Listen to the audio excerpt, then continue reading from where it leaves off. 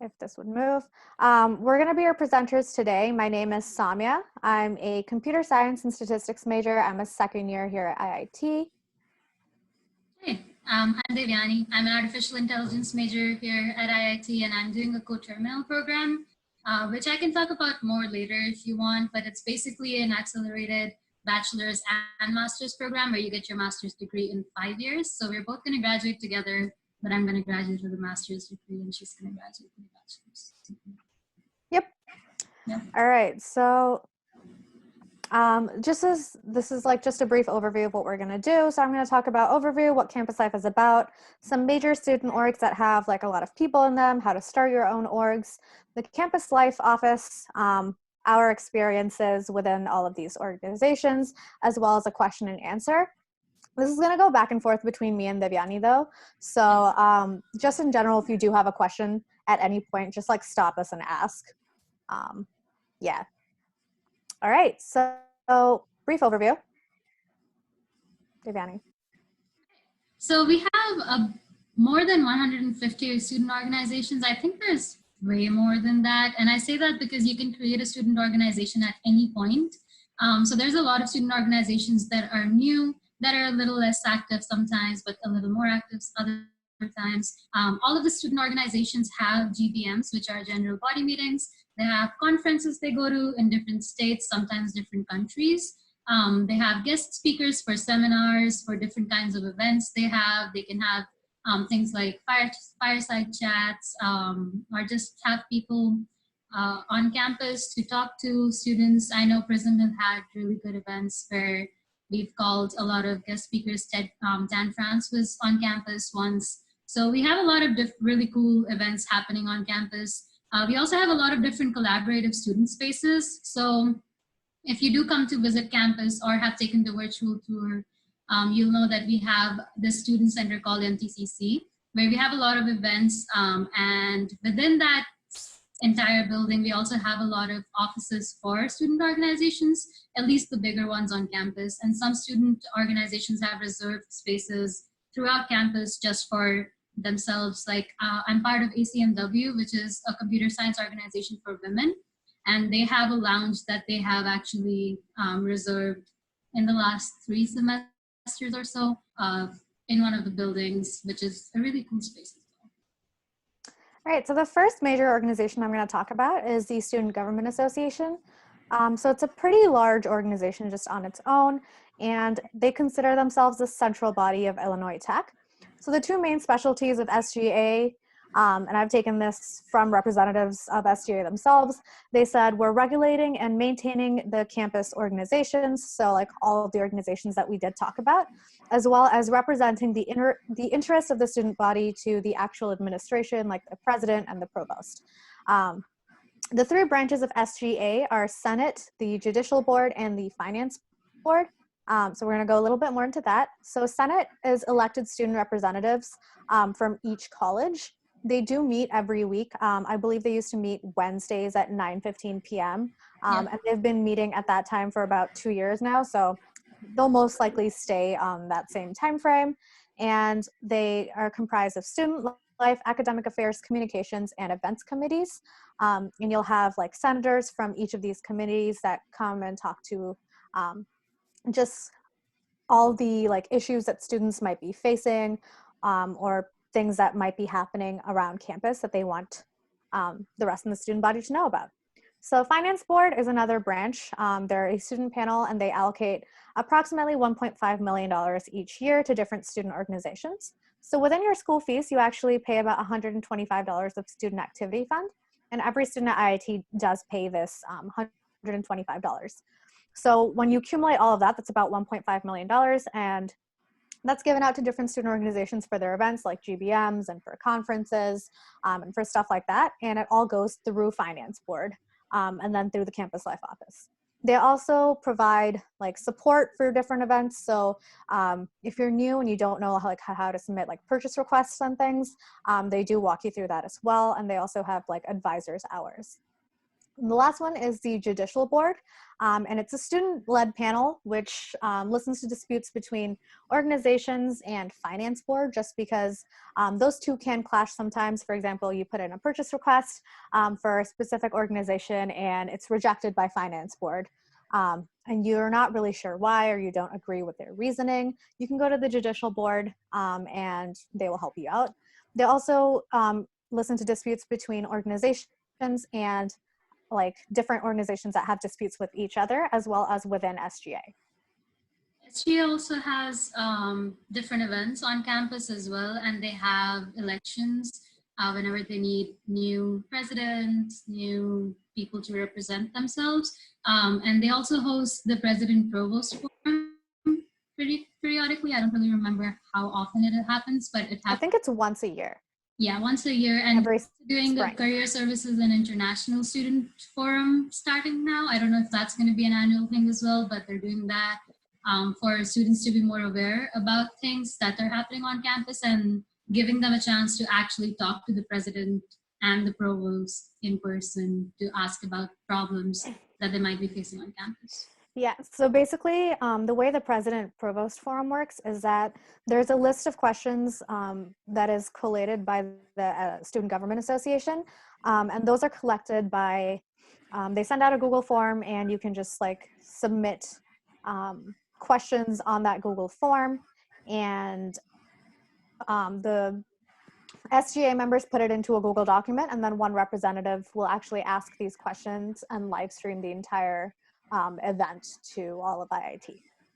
Yep. All right, so the next organization is Union Board, and Devyani is going to talk about that. Yep, so Union Board is one of the larger student organizations on campus, and it's also one of the oldest ones on campus. So they have the most large-scale programming on campus and also off campus, actually. So there's a lot of events off campus, like concerts and different, like if you've been to Chicago, you know that we have a lot of theaters. So you have musical performances, like Broadway shows and stuff like that. So I've actually been to one of those off-campus events as well, where they basically subsidize the costs for the students of IIT. So I've been to I don't remember. I think I went to watch Anastasia for like $10 or $5 or something like that, which is really cool. But they also do a lot of events on campus. So they do Homecoming Carnival every single year. They do MTCC Late Night every year. MTCC Late Night is a really cool event. I really like it, and I've been to it almost every single time in the last 3 years that I've been here. So MTCC Late Night happens from 9 p.m. to 1 a.m. and it happens on campus, so it's not really like far away or anything.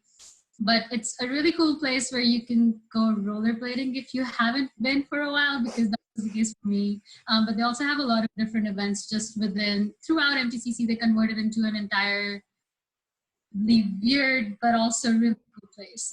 They have movie nights almost every week. Right now they don't, obviously, because everybody's virtual. But we have movie nights. They have coffee houses. I have actually performed at coffee house before as well. Then they have Spring Formal, which takes place off campus. It's a fun time. You get to dress up and go to a formal if you really want to go to one. Last year was Navy Pier, and it was really nice just because the entire space was reserved for us. Tickets were only $20 each, if I'm not wrong. And it was like from 7 p.m. and I think we stayed there till like midnight or even longer.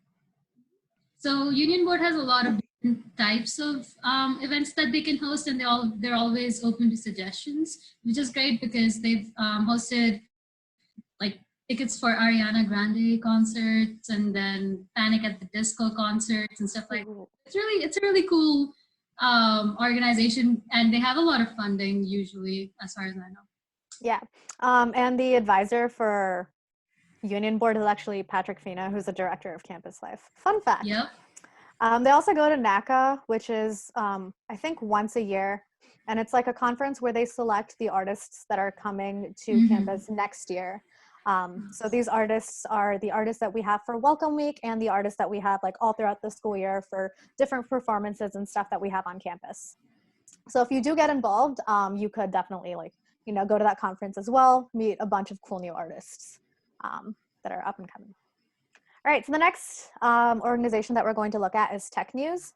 So Tech News is our IIT student-run newspaper, and we have this little list of like things is what we do put in the newspaper. So we have like news and events, we have some opinion pieces.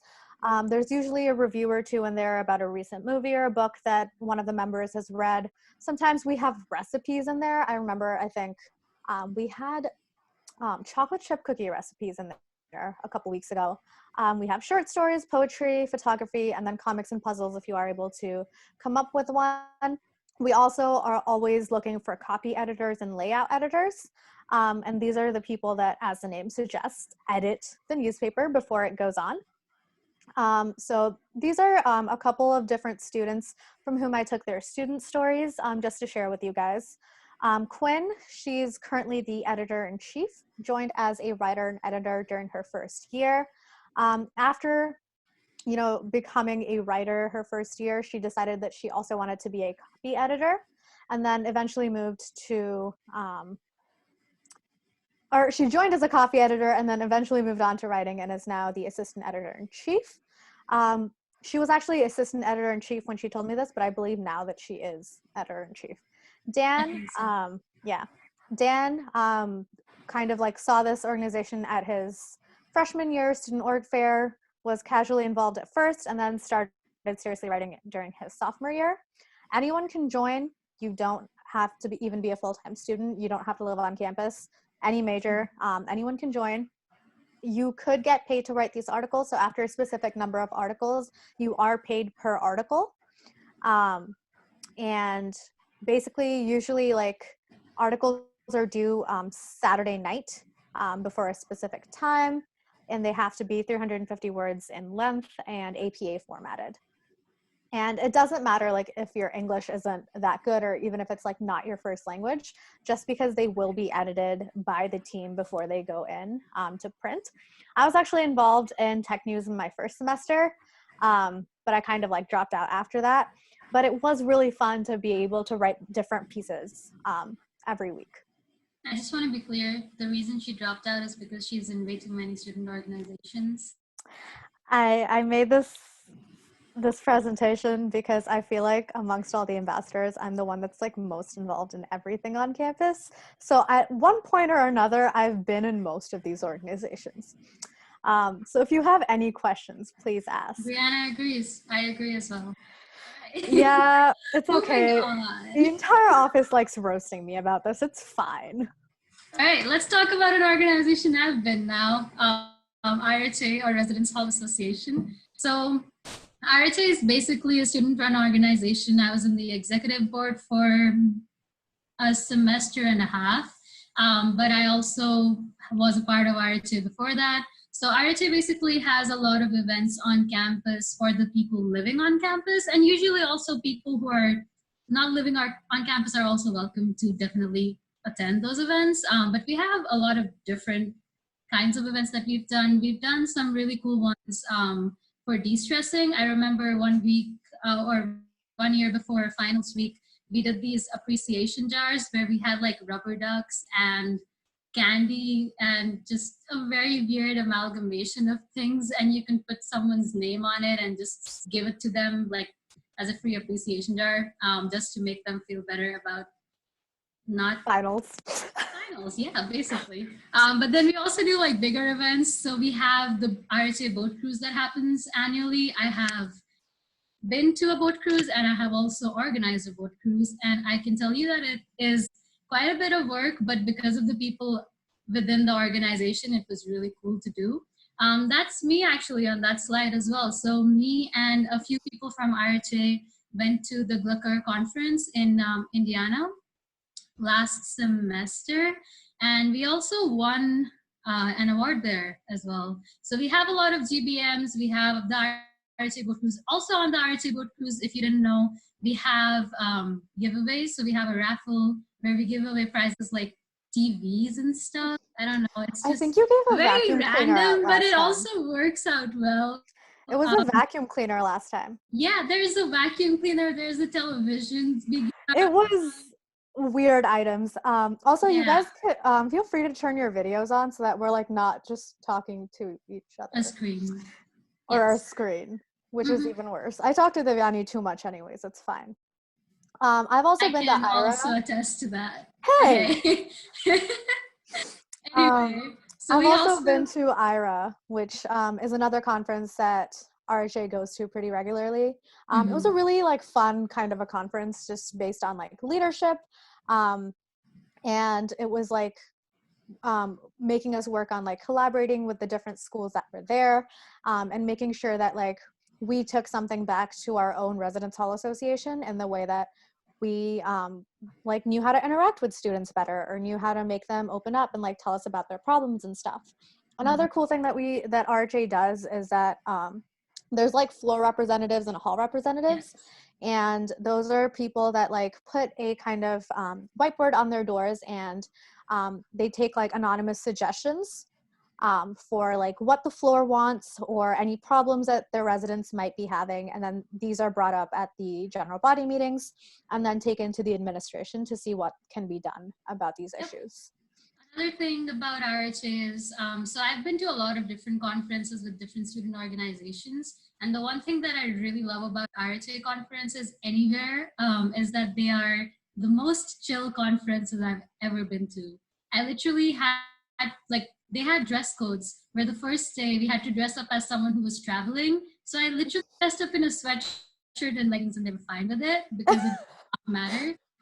While all the other conferences I've ever been to have been really formal. So if you want to go to an RHA conference, they're really All right, so the next kind of overarching topic I'm going to talk about is Greek life on campus. So it's not typically like a student organization, but if you are involved in Greek life, you're involved in like a sorority or a fraternity. They're kind of social organizations in the sense that they do prefer, like they do encourage either like sisterhood or brotherhood, depending if you're in a sorority or a frat. And so we have 5 fraternities, or we have 7 fraternities, don't we? We have we seven have seven fraternities fraternities, I and guess. 2 sororities. So these are the ones that do have houses. And then if you can see my cursor and this thing pop up, and then we have 2 that do not have houses. There's also 2 sororities. One is local and one is national. All of the fraternities are actually nationally affiliated and have chapters all across the United States. So being in, I'm actually in a sorority. I'm in Alpha Sigma Alpha, which is the national sorority that we have on campus, as is Brianna, even though she's not, she said she wasn't going to introduce herself. But I think That it's is true. a great, well, okay. I think it's a great like kind of support system to have on campus. Speaking from my own experience, it's just like really nice to have a network of people that like you can always like go to regardless of whether or not you live in the house. Just like kind of like walk in and be like, I hate everything, and then you'll find 5 people that like agree with you and make you feel better. And it's just really nice to have that support system on campus. Um, it's also a really great networking opportunity if you're in Greek life. So people that are within Greek life tend to be the people on campus that are also like the most involved in other on-campus organizations or activities. And we do have the quad generally has a higher GPA than the rest of the school as well, because we are also very academically focused, just because we are also in a tech school and everyone understands that academics always comes first. I also Brie, can attest to the fact that the fraternities and sororities are really kind of, for the lack of a better word, kind of nerdy. I have a lot of friends who are in fraternities and sororities, and it's definitely not similar to like state schools in terms of fraternities and sororities. I'm not in one because I am already doing way too much, and unlike Somya, I try to you keep could be like me. Sanity is unnecessary. it's fine. You Okay, don't need to moving be on. sane. Cultural and religious organizations on campus. So we have a lot of those as well. So we have basically a very weird amalgamation of different organizations, and you can create one if you don't like one. It's So the 3rd time you've used the word amalgamation. You have problems. Anyhow. or lack of words. Anyway, moving on. So cultural organizations, we have the Indian Student Association, a newly built Pakistani Student Association. There's an international student organization, Polish Student Association. I don't know how to talk. But so I've been part of the Indian Student Association in their general body at least, and the International Student Organization, and they have a lot of different fun um, events. I am an international student, by the way. Just Oh, so am I. so you guys know, because I forgot to mention that in the beginning. So did I. I'm from Bangalore, India. Yeah, I'm from Chandigarh, India. If anybody else is from India and has any questions, or anywhere in the world actually, and has any questions, definitely put them in the chat. But we have a lot of different events with cultural organizations. There's a lot of showcasing of cultures as well. I know we've had like a Christian wedding showcasing on campus as well. Like they basically stage a Christian wedding to show what that would be like for people who've never seen it or they want to be a part of it and see what the traditions are like.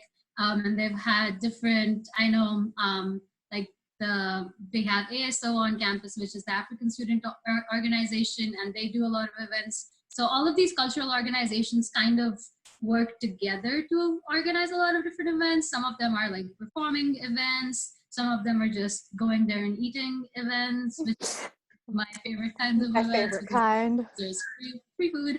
One more thing about all organizations, during their general body meetings, they almost all have food. So if you don't feel like eating anywhere else, you can just pop into one of the meetings and eat. All you have to do is like sign up and like just sign in, be like, hi, I exist, and then grab some food. It's great. I actually did a social experiment where I didn't eat at the Commons for 2 weeks straight because I was going to a different GBM every day during lunch. It was great. I had so much free food. It was amazing. Another thing, I was actually part of the executive board of the Indian Student Association for about a year. I started on like the marketing team, and then I was also the secretary. And it's basically just like we like having events that are cultural and that remind us of home. So they'll always definitely do something for like Republic Day. There's usually a formal night in the spring, and then there's like a garba in the fall, which is garba is like a kind of like dance form and stuff. There's always free like Indian food at all of these events, which is always amazing. They also do a color run. Oh yes, and the color run, which is fun for everybody, regardless of who you are or where you're from. There's and whether or not you like running, you don't have to like run. You can just show up to the finish line and you just show up, color. basically, yeah. And then there's food, which is great. Always food, yes. And I'm a sucker for Indian food, so it's always a good time. And like the the formal night that I was in charge of organizing, the spring of last year, last year, because I've only been here 2 years. We actually had it in the Willis Tower, and the first 100 people, I think, were allowed to go to the top floor as well. Tickets were only $20, and like generally admission to the Willis Tower on the top floor on its own is $25. So it was a really fun experience, and there was like free food and a DJ for like 5 hours, and it was just like all around a really fun like event to go to, especially because it was all like Hindi music, and I hadn't heard it in such a long time. They also have a lot of performance-related events where you have like talent shows, which the International Student Organization organizes with different cultural organizations on campus, where people can just come and showcase their culture in terms of like performances, dance, music, stuff like that. But there's also a food showcasing event, which is called Taste of IIT, which is just food, and it's an event about food, which is really good as well. Okay, I think we talked about food and organizations. Oops. Yeah, and then we also do have religious organizations if you are religiously inclined. So we have like the Catholic campus ministry, we have Crew, which is a Christian something. We have Chinese Christians on campus, the Vedic Vision Society, which is mainly Hindu in nature, as well as the Muslim Student Association. So one of the events that Muslim Student Association does is that during like Ramadan and stuff, when like a lot of Muslims are fasting, the commons actually doesn't open at like 4 a.m. and stuff when they're supposed to have their food, and it like doesn't have a lot of food after sunset. And so they do have meals, I think both before, I think they have iftar every day, if I'm They not do. wrong. I Yeah. think so. All right, so community and service organizations. So there's Greek life initiatives. So each and every sorority or fraternity is affiliated in some way or form to at least one foundation. And so these are just some of the foundations that we are as a campus associated with. Sarah Circle is Kappa's organization, Girls on the Run, is supported by ASA, the Ability Experience, Diabetes, and most organizations, or at least a couple of them, have more than one that they are affiliated with. So ASA on its own is also like affiliated with the Special Olympics and just a couple others, including the ASA Foundation. And then these are some other orgs. Devyani. Devyani. Okay, well, Citizens Climate Lobby is actually headed by one of our Hawk ambassadors, Maddie Urich. She's graduating, which is really sad. But it's a good organization for people who are concerned about the environment. They actually perform audits on different buildings on campus and off campus, energy audits to figure out where buildings can actually conserve energy and be more sustainable in the way that they run. And then, so they also take part in like lobbying and going out to rallies and stuff as well.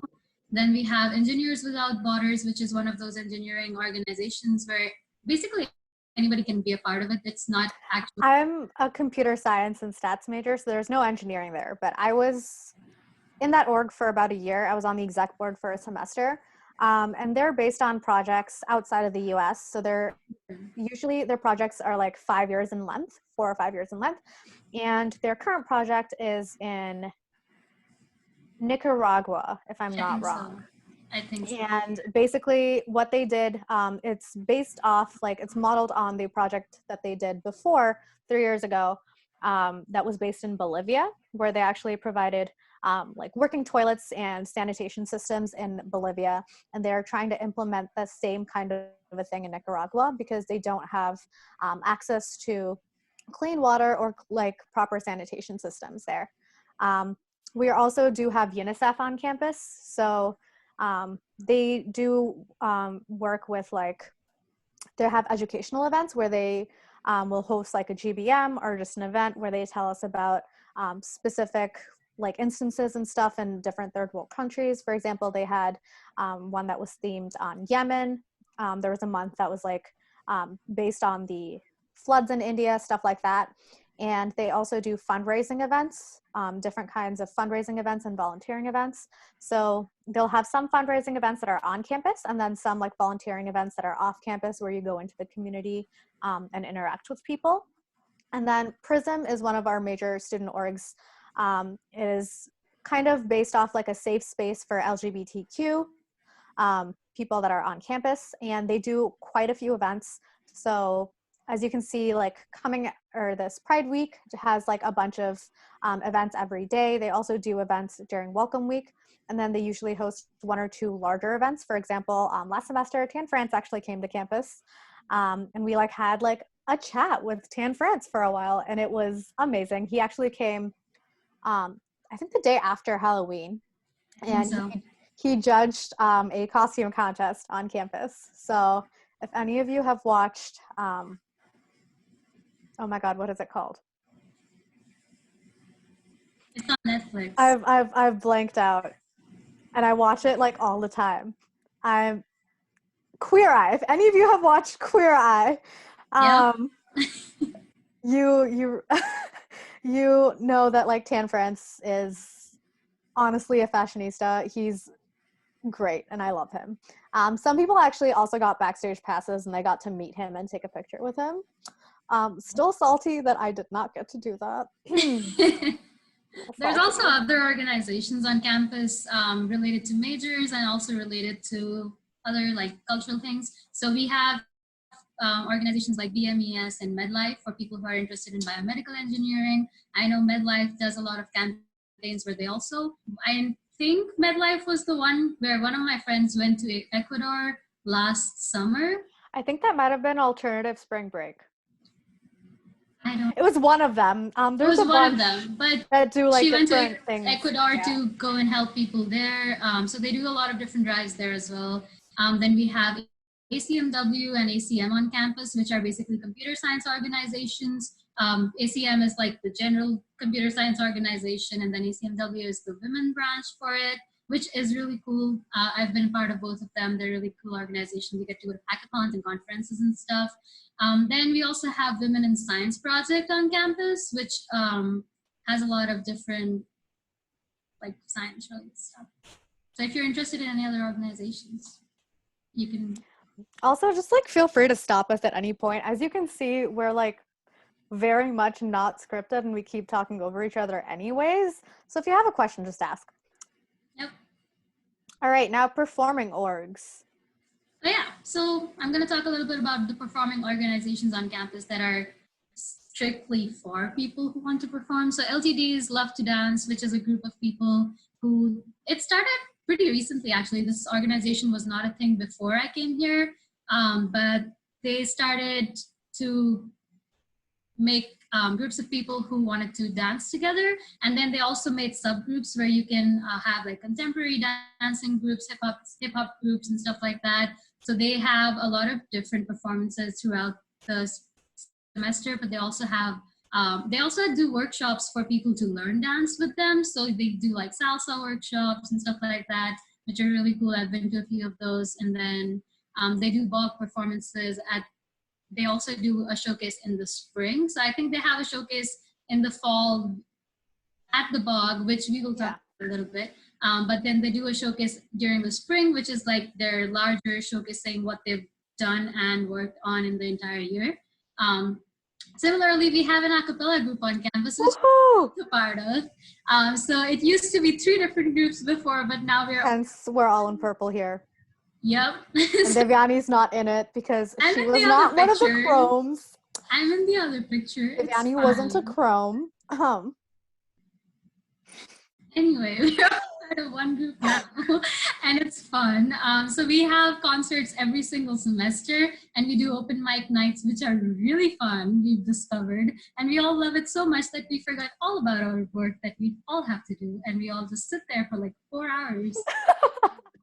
So we have concerts every semester, but other than that, we have a lot of fun. So if you do want to join a singing group on campus that is not very professional, but it's still a lot of fun to be a part of, you can consider auditioning for a cappella next semester.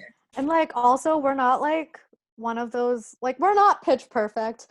You don't have to be a great singer. I auditioned by mistake. It's a fun story. And I've been in it since my first semester.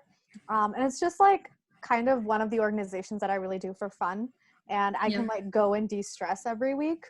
Devyani can attest to the fact that I do weird things and like dance the entire rehearsal. It's great. We actually have a class that ends at 9 p.m. on Wednesdays, and a cappella practice starts at 9 p.m. on Wednesdays. We've been to a cappella practice this semester before the lockdown, right from class, and we always got out of a cappella much happier than when we were out of class. And like, you should have seen us walking in. We would just be kind of like nervously giggling because the class we have is a 400 level class, which is it's a 400 level CS class that also has like 4 math classes in it.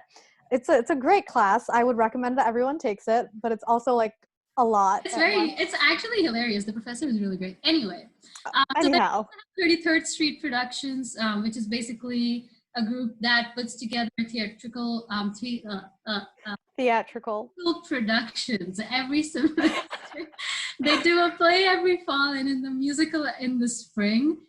Weirdly enough, I have never been to one of their performances because it's always been at a time when I have had conferences to go to. But I really hope that I can go to one of them because I've heard they're really good. They are really good. I've been to either all three or 2 out of 3 of the things that they've done in the past year and a half. And they're like, they make their sets and everything on their own. And so they have like a tech crew, as well as just the general like actors that are like involved in the play or the musical. And I would have joined if I had time. But as you can see, I'm involved in a lot of things, and so haven't had time to join 33rd Street Productions yet. I know. Yet. She All will right. get So after handing me professional up an organization. or 2. Or 2. Sure. Let's go on. All right. We So the started next an organization together, by the way, for we're artificial. we're going to talk about that in a second. So professional organizations, we do have professional organizations on campus that are relevant based on what major you're doing. So there's some that are like very major specific, like AIAA, which is for like aerospace engineering. And then there's others that are like not major specific, like SWE, which is the Society of Women Engineers. So you don't even have to be an engineering major. Like I'm a CS major and I'm in it. So as long as like you're female, you can be a part of it. Yeah. You actually don't even have to be a female to be. No, I've seen because I remember Akash. People, yeah, I've seen people be in not Akash. What's his name? Oh my God. It's fine. Whatever. And then 2 of these organizations, or actually 3 of these organizations on here, I'm on the exec board of. I'm actually the president of both AMSTATS and AISA, which is the Artificial Intelligence Student Association. AMSTATS stands for the American Statistical Association, and that's actually something I'm going to talk about in the next couple of slides, as well as machine learning at IIT. Organization. So SHIP is basically the Society of Hispanic Engineers on Professional engineers. Professional engineers. But you also don't have to be Hispanic or an engineer to be a part of that organization either. So you can be a part of any organization you want at any point, and they will take you in. And so the way these work is that different professional organizations have like different focuses. Some of them are purely educational in nature, in the sense that like they want you to come to talks, they want you to have like research interests and stuff like that. Most of them are actually like both educational driven as well as professional development. So you will go to conferences in different states, different cities, based on like what you're interested in, as well as like you can attend talks, and they'll sometimes have like speakers come in from companies and stuff. So you can listen to someone in the industry speak about like how they're using what they learned in college, or what else you might need to pick up to be employed with that specific or company. For example, like I think we've had speakers from Google. We've definitely machine learning has had a career coach come in a week or so before the career fair a couple of times, just to make sure that everyone is prepared. And the Association for Women in Math is professionally driven, but we also do, we have like the biggest event of the year for us is Pi Day. So we'll have like a bunch of activities going on, and like a circle drawing competition, as well as a ton of free pie that we hand out. It's great. Yep. I might be involved in too many things. Yep. All right, athletics, Devyani. All right, so athletics. This should not tell you that I am athletic at all, because I am not. But, we have cricket club. We have a cricket club on campus. We have a fencing club on campus. I can talk about the rock climbing club more, because I actually rock climbing. My roommate is a part of the exec board of the rock climbing club. She's not here right now because she went back home because lockdown. But the rock climbing club on campus is pretty cool. They actually take you to 2 different rock climbing clubs every week. Exactly, yeah. And so they take you to 2 different rock climbing clubs every week, and you only have to pay them like $3 to go to any one of them, as long as you register for it 24 hours before the actual climbing trip happens, which is really cool, because they're actually really expensive if you're not going with the club. And I have paid full price, and I have also paid $3, and it feels much better with the $3. Then we also have a ski and snowboard club and a CrossFit club, which was really recently opened by Kai, which is Yes. All right. So if you don't find a student org on campus that relates to what you want to do, or if you have like some different kind of interest that you have not been able to locate on campus, just create it.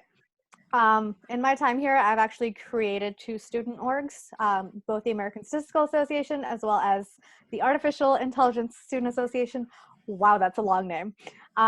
We call it ASA for short, so I've never actually had to say the name completely.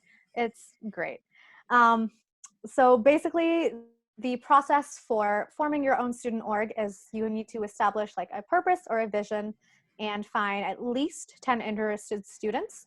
And this can include the people that you are going to put on your exec board. It's always better if you find and fill positions on your exec board before you go to the Student Government Association. So the way you do it is you submit an online form that is through your Hawk link. And Hawk link is kind of like the hub of where you can join a bunch of student organizations and get on their mailing lists and stuff. And it like also lists all the events that are happening on campus. So there's a little portion there that says forms, and you just submit a form that says like new student organization interest form. You send that in, and then you contact the Student Government Association. They are essentially supposed to reach out to you, but in the past couple of semesters, you usually reach out to them and let them know that you've submitted the form and that you would like to present. And then you submit that like presentation, about 10 slides or so, and they ask you things like, things to include are, how is this organization different from what we have on campus? How will it benefit students on campus? How many people are interested? What is the tentative budget for this organization going to be in the first year and in the years to come? And how will you like recruit students and make them interested in it? After you do send your presentation, the student government, the people in the Student Government Association actually have a chance to look at it, and then you can go and have like a question and answer session where they will ask you questions that have arisen during like when they were like going through your presentation. You get a chance to go through that Q&A session. It takes about 15 minutes, and then you can leave, and they have a vote for approval. So if your organization does like have win by majority, then you will be able to make a new student org. So quick facts. This was directly from SGA. I actually asked them for these facts. This academic year, we've actually already accepted 14 new student orgs. 2 of them were ones I was involved in, which is great. And they're from all like a variety of different areas. So they could be cultural, they could be project-based, they could be athletic, for example, CrossFit. They could be professional like ASA, or research-based. One of the organizations that was opened up this year was like, I think it's called CARS. It's like based on everyone on this campus that's done research, which is a lot of people, believe me. It's like a way for people to come together and showcase what research they've done and how they can like work forward from there as well. Just in general, there's like a 90% approval rate. SGA just wants to make sure that your idea is feasible and that there doesn't already, an organization that has the same purpose doesn't already exist on campus, because we don't want redundancy. So some new orgs that I am involved in. AMSTATS, I'm actually the president. I'm very proud of this. This is my baby. We actually started at the very end of spring 2019 when we got approval from SGA and then from the Office of Campus Life. So it is nationally affiliated with the American Statistical Association, and our like main 3 aims are professional development, education, and overall like all-round development, just of your social skills as well, like because if you go to conferences and stuff, unfortunately, the conferences we were going to go to this semester were canceled. We can't really fly into Rhode Island at this point because the school wouldn't like that, Rhode Island wouldn't like that, Lori Lightfoot wouldn't like that. It's fine. We would not like that either. I would also presumably not like that. Anyways, the conference was canceled. It was at Brown, and I was very excited. And yeah, and like, so because we are a student chapter of a national organization, we can also like attend the specific I'm not going to say ASA, the specific AMSTATS conferences that do happen across the country all year. And yeah, it's a fun time. All right, so CrossFit is one of the newer organizations on campus. As I said, one of our friends actually started that organization. It's mostly supposed to be very athletically based. So I don't know too much about it, but I know enough. I do work out, okay? I'm not like a potato coach, but I'm the potato in this family. he's a potato. Okay. Anyway, so they have had a GBM already, and they only started this semester. But since the lockdown, obviously, it's kind of.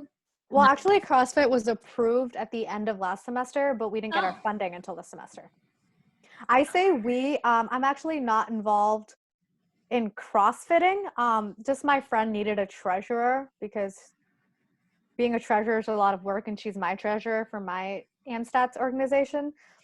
So I like handle, so we traded. I'm just in charge of getting food for her meetings. And so we got Chipotle. It was great.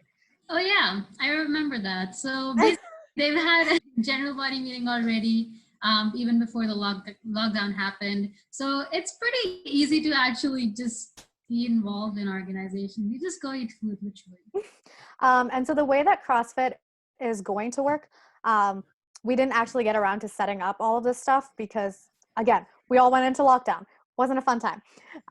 But they're partnered with a specific CrossFit gym, which is like the CrossFit West Loop, and you get heavily discounted classes. So generally, if you were to buy like even single drop-in passes for a CrossFit gym, I believe the student price is about $25 per visit.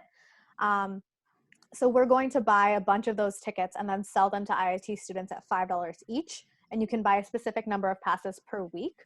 If you don't manage to use that pass that week, it goes on, like it rolls over to the next week. So if you bought like 5 passes one week and you only use 2, you can use the 3 in the week after. And it's just a great way to get like CrossFit on campus and to allow students to have this heavily discounted rate, just because if you were paying full price for it, it's I think $25 a visit, or if you have like the monthly membership, it's $250. So instead you of spending, can force people to go with you, so you don't have to do this alone. Don't force people to go with you. Be like me. Become a treasurer just for the free Chipotle. What? All right, now we're going to talk a little bit about the Campus Life Office. So this is the office that is in charge of the first year experience. Devyani, do you want to talk more about that? Yes, I do. So the first year experience actually includes Welcome Week, which is the first week I come here when you are admitted. You come here, there's a lot of fun events. My introduction to Illinois Tech in person was literally when I landed here after a 24-hour-long flight, and then mine was 33. And then I was told to go to different events the same day, which was great. Events are actually fun. I just kind of timed my coming here a little weirdly. So basically, don't be like Devyani. Get here a day or 2 before. Don't land here the day of like your convocation. I landed at like 8 a.m. so I had to attend everything that day because I was here. There was nothing else to do, so I basically went around and went to all the different events that we had. So, and SOAR is kind of like a similar experience to Welcome Week, except it's during the summer. So it's actually student orientation, and Welcome Week has student orientation, advising, and registration. That is the full form that I'm actually also a SOAR leader. She is a SOAR leader, yes, I knew that. So basically, all of these you see me here.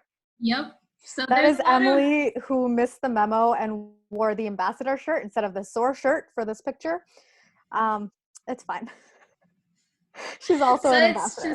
It's just a lot of different events that you can go to. A lot of people, you get to hear the IIT song that we have. The That fight song. Oh my sing for God. you. We have a really It's bad the fight song. nerdiest fight song you'll ever hear in your life. If you want to hear it, you can tell me like in the chat, and I'll give you the IIT fight song after this. But like after teaching all the freshmen that fight song, I have no dignity You left. already have requests, Somya. I already have requests. Really? You did learn it for sure, so Devyani, you can do go you for know the it. fight song? I do not know the fight song. Go. How do you not know the fight song? Okay, so it's a You really did this to terrible yourself. fight song. I did this to myself, but it's e to the x dy dx e to the x. No, you have to dx. do it with the entire. I'm not gonna do that. I'm sitting in my dorm room. My roommates are gonna think I'm insane. They already think you're insane. Go ahead. Secant, tangent, cosine, sine, 3.14159, I, pi, cube root of 3. Rock'em, sock'em, IIT. It's, you do not know true That's shame awesome. Yes. until you have stood in front of an auditorium full of people. I think there were like 700 people in the auditorium because it was like convocation. And you've had to hype yourself up and sing this to them. Oh my God. I mean, I don't have any sense of shame left after this. It's fine. I have no dignity left. I taught this at every SOAR and then again at convocation. So I also taught it to parents who were definitely more enthusiastic about it than their kids who were taking Snapchat videos and then would send me these Snapchat videos like 3 months later. Like, remember the time you did that? Also, as a SOAR leader, for some reason, I think there was like a miscommunication because we weren't told, and this wasn't in my contract, but as a SOAR leader, I ended up drumming for convocation. So literally, I was on stage with like 15 other people, and we were drumming for 35 minutes straight, which none of us have experienced drumming, so it was a fun time. Definitely apply the student life leader process and become a SOAR leader. I am selling this so well. Anyway, so Welcome Week in SOAR is full of a lot of different events. You have like seminars and stuff to attend to actually get to know campus a little bit better. So there's like public safety seminars and stuff like that for you to know what things you need to know about public safety, which is always good. Like they have the numbers and they have you save them and stuff, which is really useful. So like the emergency and the non-emergency numbers, because you need to know which one to call. Exactly. And the difference between them also very important that people don't understand sometimes. So they want to let people know that about all of that stuff. And then they also have convocation during Welcome Week.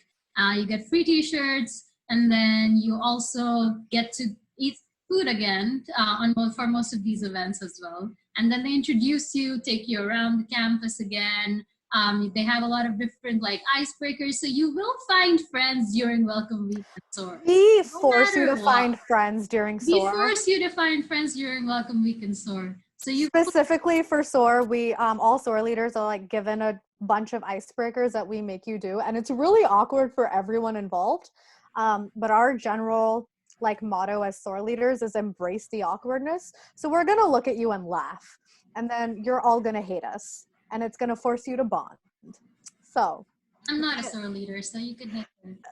Anyway. You can hate Devyani just for funsies. Because she's annoying and hates on me for no apparent reason. Okay. Also, if you come to SOAR early, like registration happens during it. And so like if your advisor hasn't really responded to you via email, which they do sometimes, you will come and meet your advisor face-to-face here, and you can be like, give me my PIN, and then you can register on the spot for all the classes that you want to get into. Also, a good point about registering during SOAR is that SOAR leaders are actually scattered around. And because we've gone through a lot of these classes before, we can tell you who the good professors are and who you want to avoid, stuff like that. And so you can always like ask for our opinion when you are registering for classes. All right, so other responsibilities of the Campus Life Office is that all student orgs and Greek life fall under the Office of Campus Life. And so Campus Life Office is kind of in charge of like running everything that is not academics at IIT. If you're like a new student org and you do get approved, the Office of Campus Life helps you set up your resources, like your account, your GBM stuff, like your email, as well as like your printing account and stuff.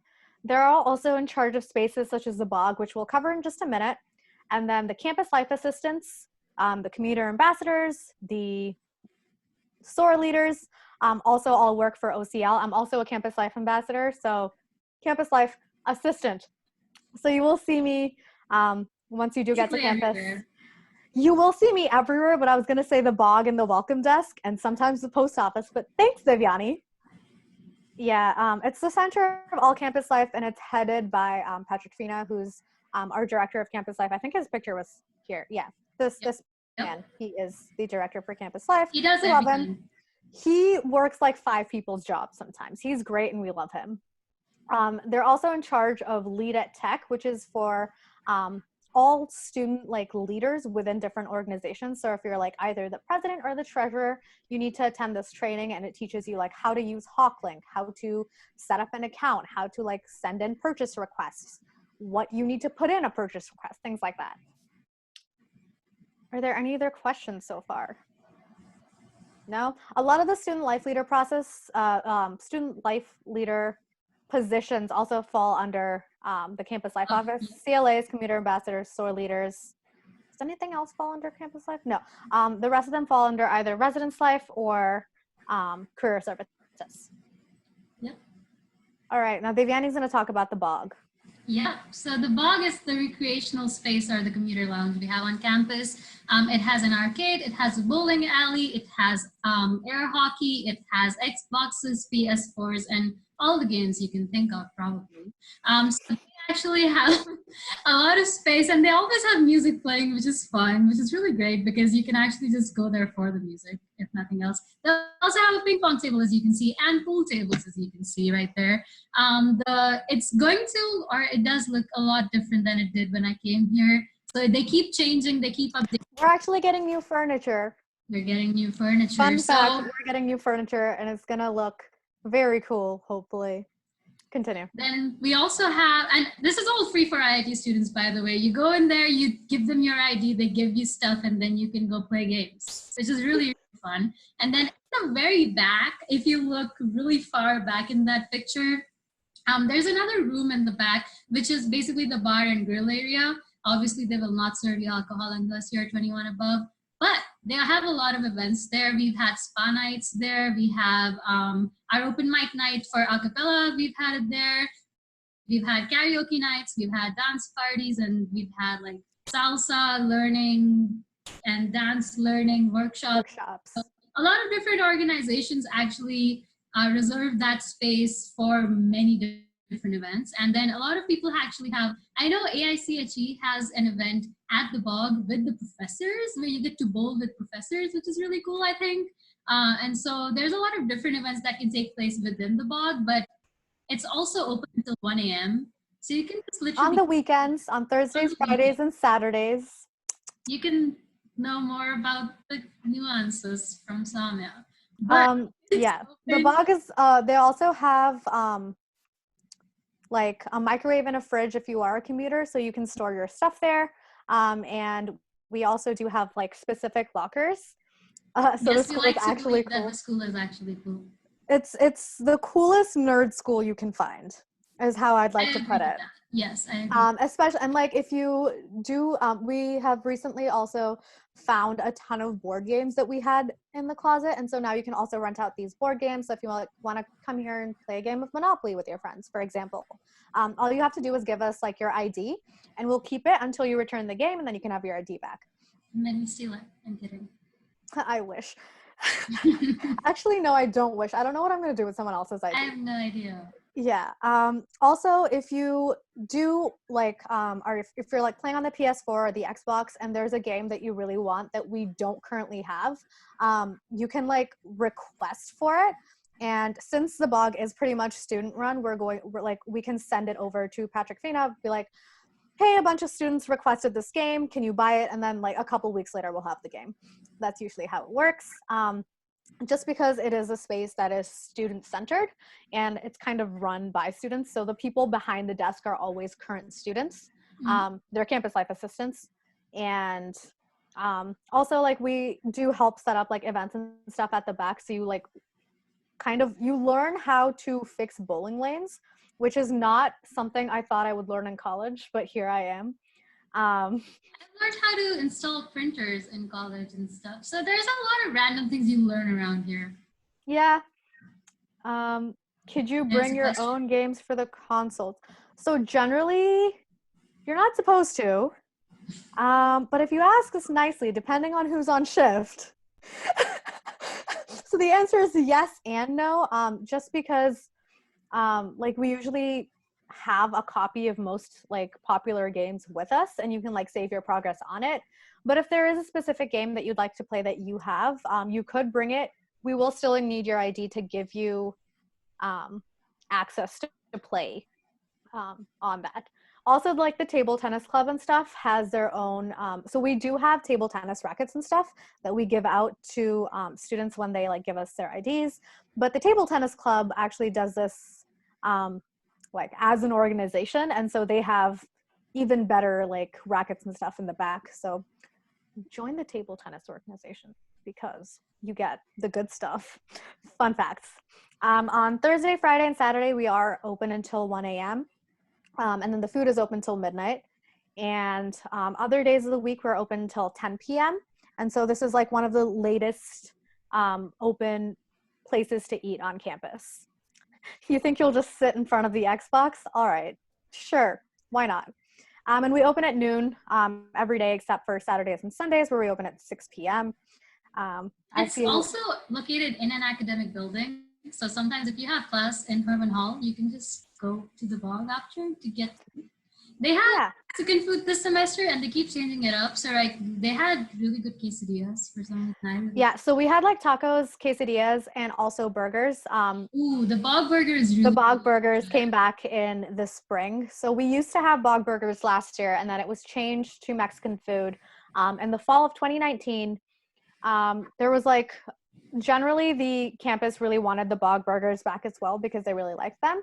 And so the bog burgers were actually put back in the spring of 2020, which is this semester. Yes, your meal plan does work at the bog, so you can use your meal exchanges as well as your bonus points. I don't quite remember how many meal exchanges the unlimited plan comes with. I think it's 30 or 35 meal exchanges. And you can use those on a specific combination of food at the bog, which is usually like 2 tacos and a drink, or like a quesadilla. If you spend bonus points, you can get anything. Yeah, or you can spend bonus points and get pretty much anything.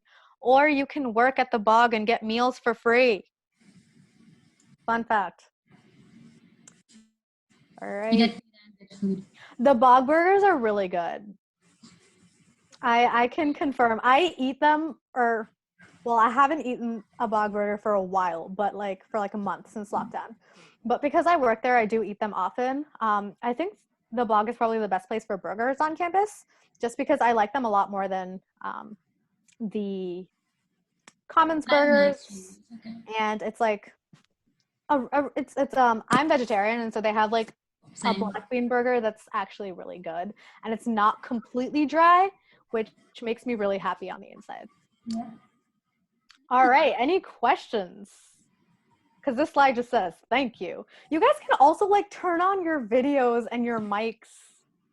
Yes, you can rent table tennis paddles at the MTCC. So all you do is you go to the welcome desk, which is again staffed by the campus life assistants, and you give them your ID, and we will give you either like cue sticks for the pool table or table tennis paddles.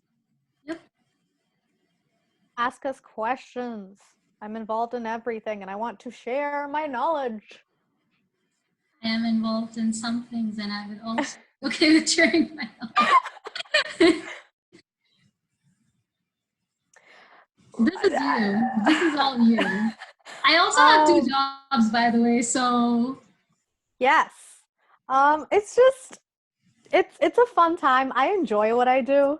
So ever since I think last semester, I'm also like overloading on credits, which is always a fun time, especially as you get into like higher level classes. Because sometimes like I'm a second year and I'm taking a class that's like 80% grad students, and they're like, this is easy, I've done this before, or like I use this for work, and I'm like, what? You have 7 years of experience in this field, sir? I was 13 7 years ago. I actually, it was not 13. I was 12, 7 years ago. Anyways, so like Math major. the way I swear I'm a math major. Like I swear I can do basic math. Um, how do I juggle everything? I don't know if I do it well.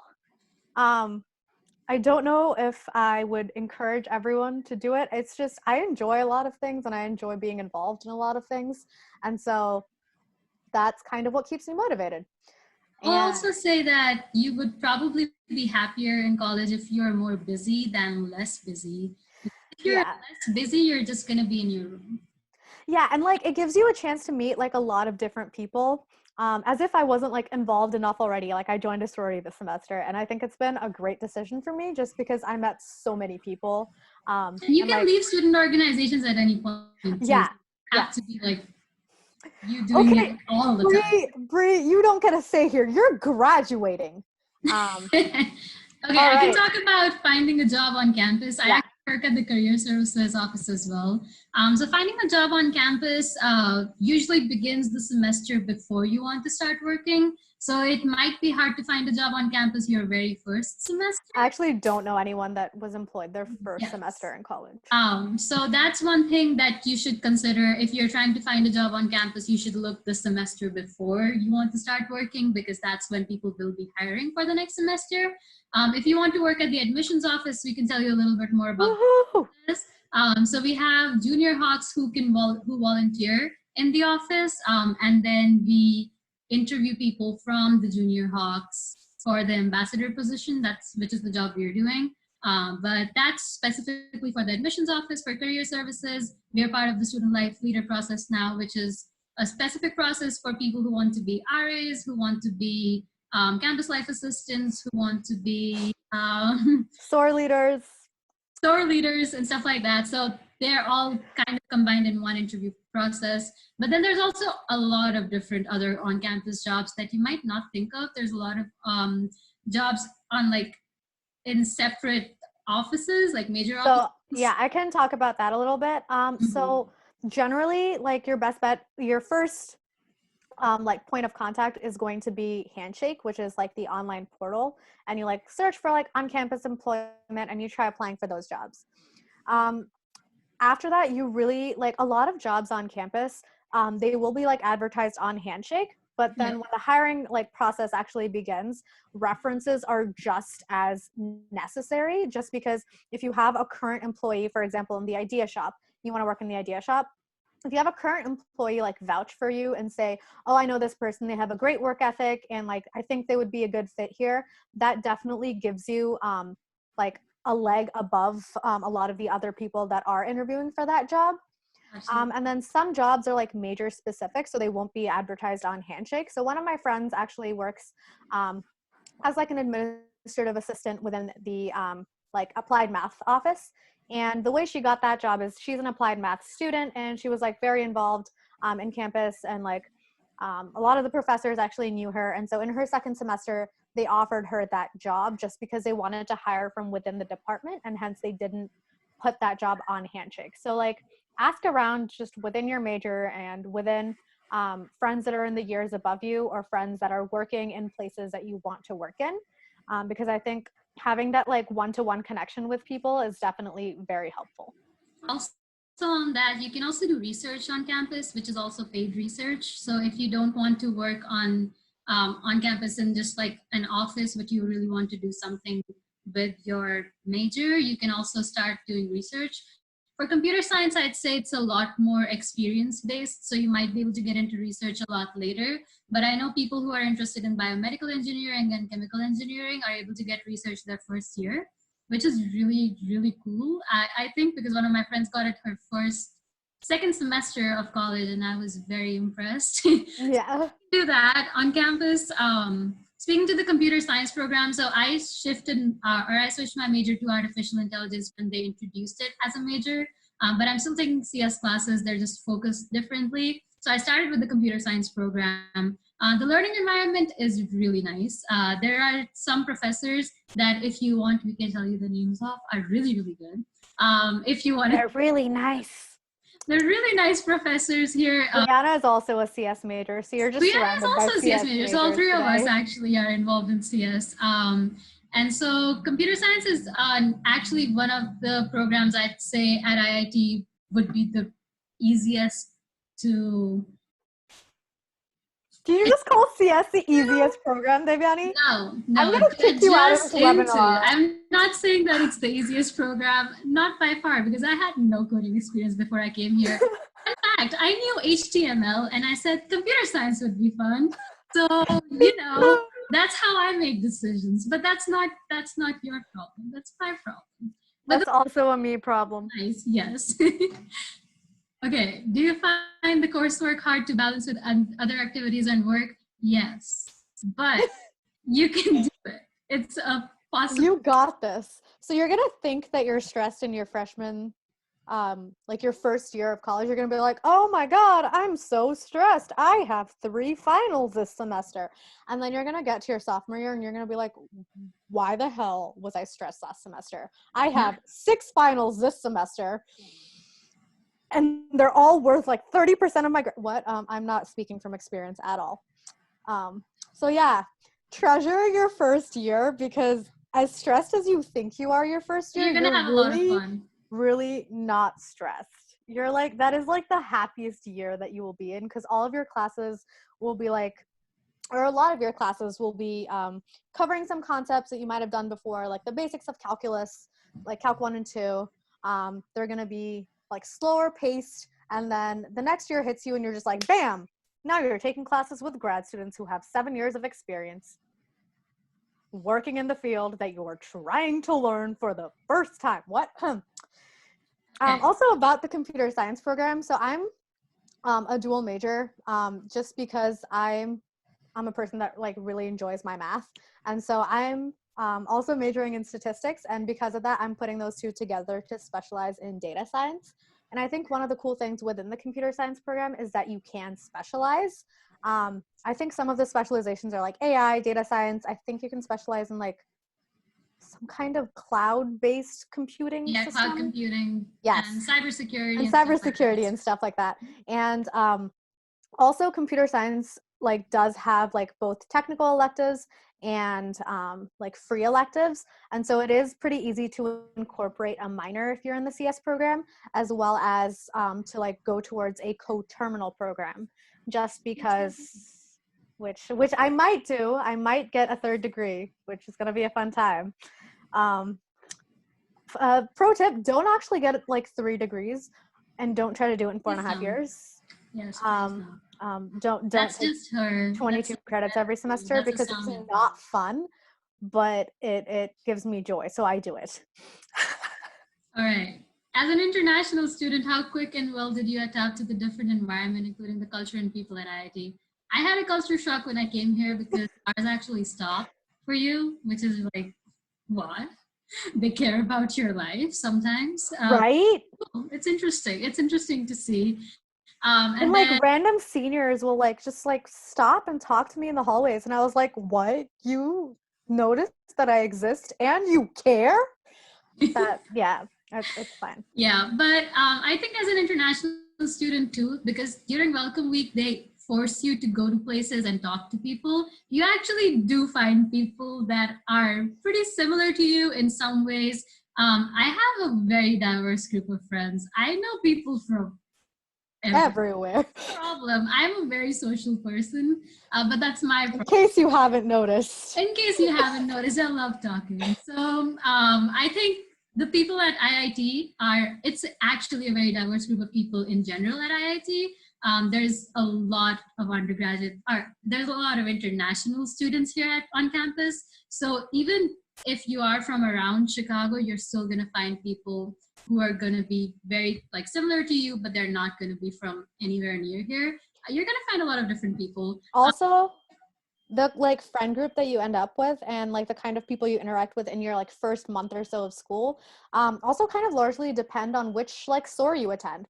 So for me, I attended, international SOAR because I'm an international student and that's the only time I could come. And so a lot of people that I interacted with in like my first week or so of college were like other international students. But then it keeps changing because but then it changed. Different classes, different organizations, different all of them work environments like us. So. Bree also attended International SOAR, but that's because she's from Hawaii, and it was hard to come here that many times. How do finals work? We have. I'll do it. It's great. Finals work great. So it's up to the professor of the class you're in whether or not you like have a finals, especially if it's like a social science or a humanities class. Sometimes you don't have finals. Sometimes you have like a final presentation or a paper that's due. But for most of your major specific classes and like things like calculus and physics and stuff, you will have a final. And the way those work is it's the last week of the semester. So it's usually the first week of December for the fall semester and the first week of May for the spring semester is when we have, or second week of May is when we have like our finals week. And so amongst those 5 days, we actually get our schedule about 2.5 months in advance, where they tell you like what time each of your finals is. For me, I've found that like most of my finals are around the same time as like when that class was scheduled for most of my classes. And if you do have overlapping finals, like if you're in 2 classes and the finals at the same time, you always reach out to the professor and they will give you like a different time that you can take that final. If you have more than 3 finals during one day, by mistake, you can also change that. So you don't sometimes though it's your fault. Yeah. So the finals week actually works out pretty well, I think, because they're not stretched out. So you know you're gonna only study that much. And the week before, so like every time we have like midterm season or final season, the library is open 24/7. So some people begin living at the library. I wouldn't recommend it, but if you're a procrastinator like I am, you will find yourself there a lot more often than you wished. And then you're going to curse yourself as to like why you didn't study the entire semester. But like, that's just that a typical college experience. Honestly, that's one thing that always happens. It's fine. Are any of my friends in I do have friends in architecture. I also have friends in architecture. I don't specifically know which professors are good. I do know one of the professors has like music on Spotify and it's the weirdest possible rap music. Yeah. I forget do you remember what his name is? I do not remember. He has the weirdest music on Snapchat. Virgil Abloh is No. Virgil Abloh is the guy that's like the creative director of Louis Vuitton that we like. He's the alumni. No, yeah. But he was an architecture major. He was an architecture major. Yeah, that's how. And now he's like related to architecture in some way. Top creative director for Louis Vuitton and stuff. But Kara, if you do want to know, I will give you my email, Kara. And you can like email me directly, like this question, and I will ask my architecture friends and let you know. Or we can, if you do end up coming here and want to know about more professors, just walk into studio. You'll see a lot of architecture students. Or just like ask the ambassadors. We also have we actually have a few ambassadors in architecture. So if you want, we can connect you to them. We can connect her to Joyce. And we can ask Joel, and we can ask them to help you out with that. Armania. Yeah. So makerspace on campus, Devyani, do you want to go into that? Yeah. So we have a new building on campus, which is Kaplan. And there we have 2 different makerspaces.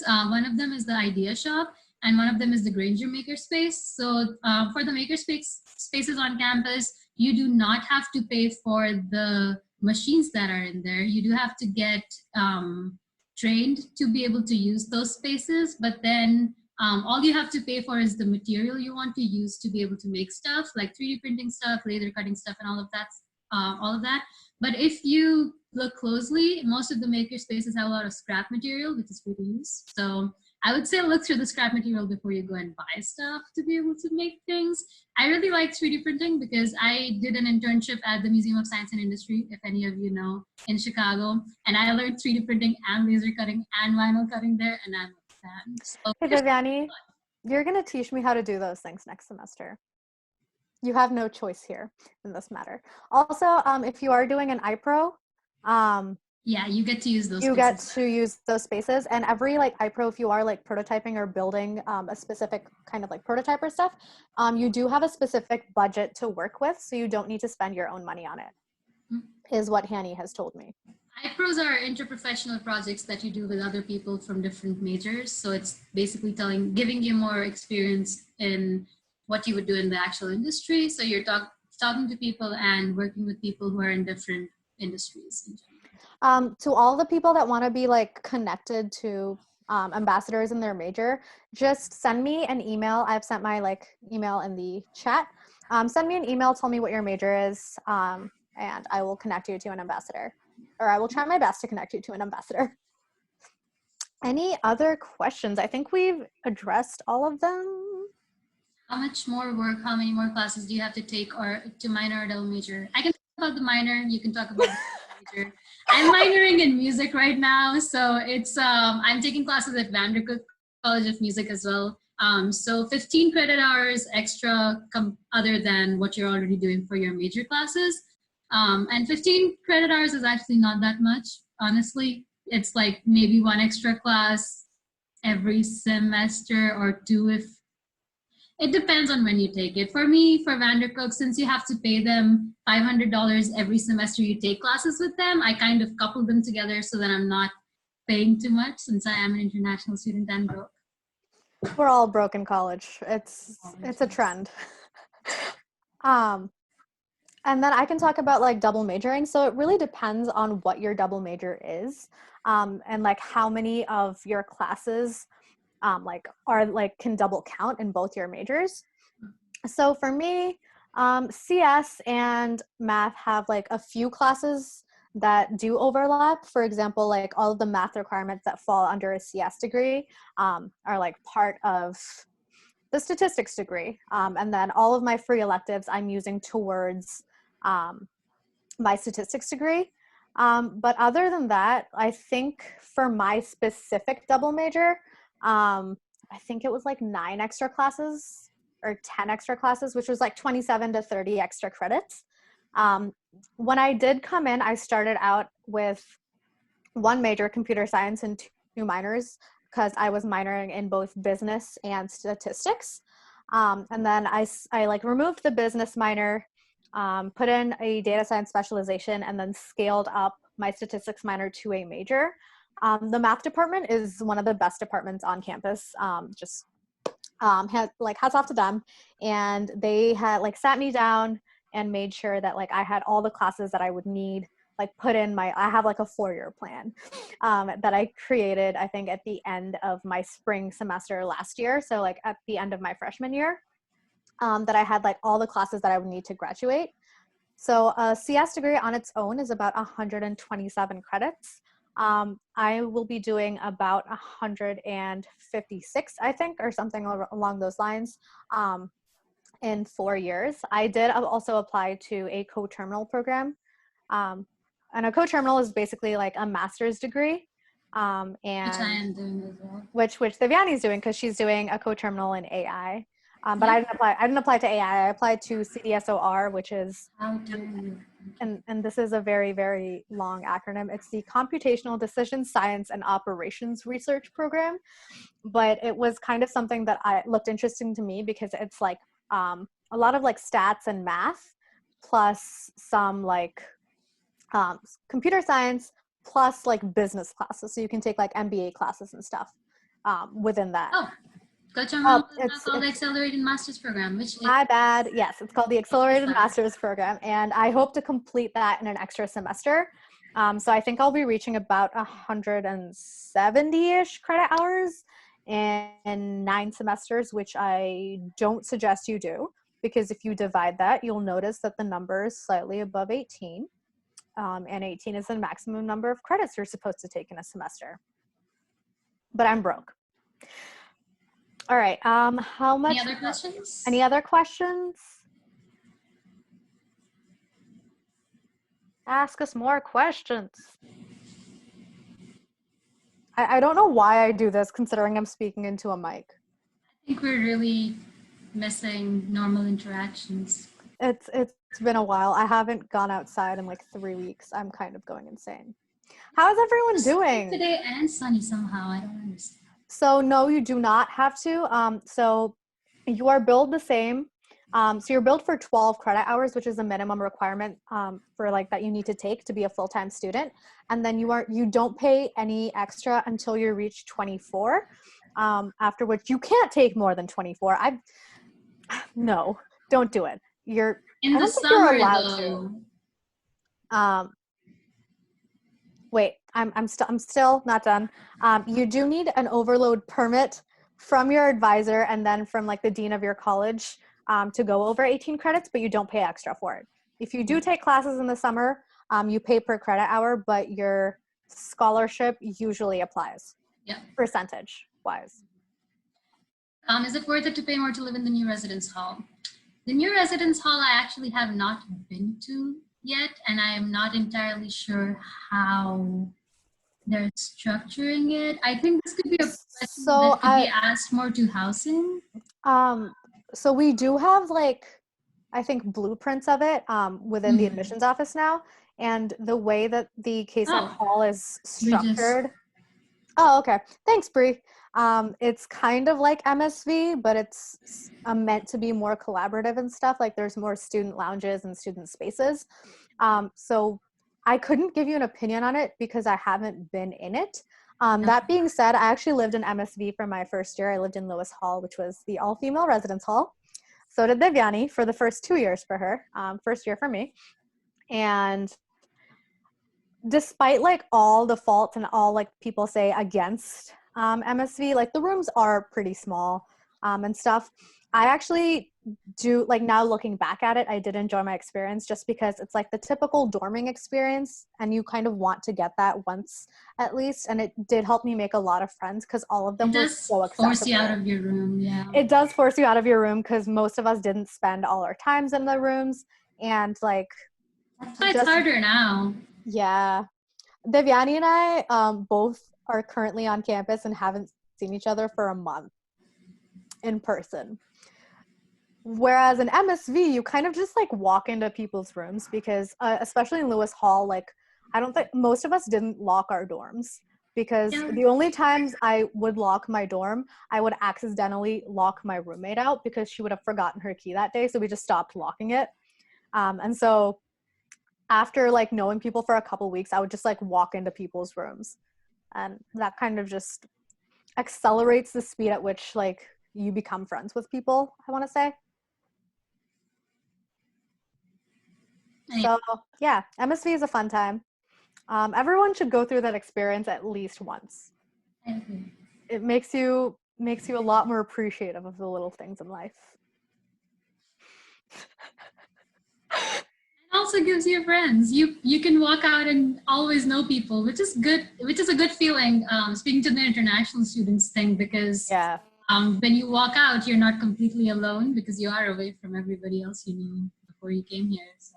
And it's also nice because you can like we had this thing where our like the RAs that are assigned to you are specifically like so you'll be on a floor that's if you are an MSV, you'll be on a floor that's probably like all freshmen. Yeah. And the RAs that you have are aware of this fact. So they do like a bunch of events. My RA actually made us like little treat bags and stuff for Valentine's Day that she stuck to our doors. She made us things for Halloween and she like handmade all of them and it just like makes you feel really loved. And it's really cute because it was just like a little goodie bag that she made for each one of us. There was like a message inside as well as some chocolate. They also do that for finals sometimes if they have it, Yeah. which is great. I actually think I handed out a bunch of candy and like elevators and SSV and stuff just during midterm season because everyone is stressed. She And also so gives chocolate me is candy. She yes. has given me candy every time she's seen me this semester. Okay, it's a I 6 to 9 p.m. class. yeah. I will give everyone candy. I'm the mom friend. I'm sorry. All right. Are there any other questions? We're now just gonna have. Yeah, otherwise we're gonna start rambling. I mean, Yep. we have been rambling for like an hour and a half now. Yep. All right, in that case, thank you so much for everyone that came to this session. I actually did So not much for expect this many listening to us people. talk. Yeah, If you ever want to hear me talk more, just email me and Tomorrow. I'll just talk at you for a while. I don't know if you've noticed, but I really like talking. I talk a lot. Again, I don't know if you've noticed. All No right. one's Thank you so calling me much, out. You're a nice everybody, kid. for coming to our webinar. We have a lot of fun doing these. We hope you like them. And if there's any specific like webinars or anything that you want us to cover, please put it